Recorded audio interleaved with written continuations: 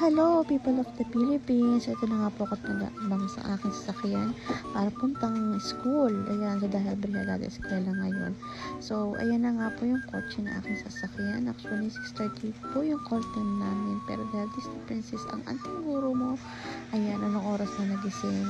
At dahil wala naman tayong service, kaya kailangan natin makisakay. So, buti na lamang po at meron po tayong mga napakababait na gulat mayaman po. Ayan, nakakotse kami pupunta sa school.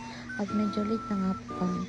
So, ayan, dahil late na kami, nadatnan po namin sila na nagbibrigada na at nakisakay na nga po kami, nag-abang na lamang po kami sa kanila at nagpa-lobo pa po kami yan. So, ayan na, tigil-tigil po kami. So, kahit saan may tindahan o may maraming tao kami titigil at nagtitikit po. So, ayan nga po ang aming sasakyan na may pulang lobo. Kaya lakad-lakad po para matagtag naman ang aming mga konting mapagpawisan. So, ayun na, pupuntahan mga target namin ng mga tindahan. Kahit sa sulok po kami yan, punta kami.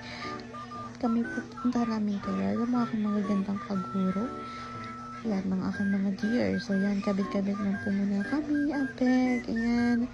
So, ayan na nga, kung saan kami nagkabit, kung saan kami pumunta, yung aking mga kaguro na naghihintay din po para makapaghatid ng brigada.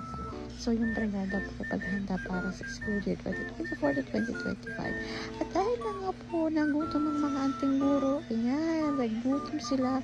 So, may ginanap at meron kaming napaka-generous na principal. Nabibigyan niya po kami ng kikiam at fishball at ganun din po ng juice. Salamat po. At ito nga po, kahit bagyong bagyo ng time na iyan, ay kami tuloy pa rin po sa pagbibrigada.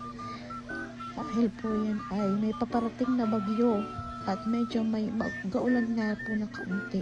So, ayan, pupunta kami tulay at napakaganda ng mga tanawin.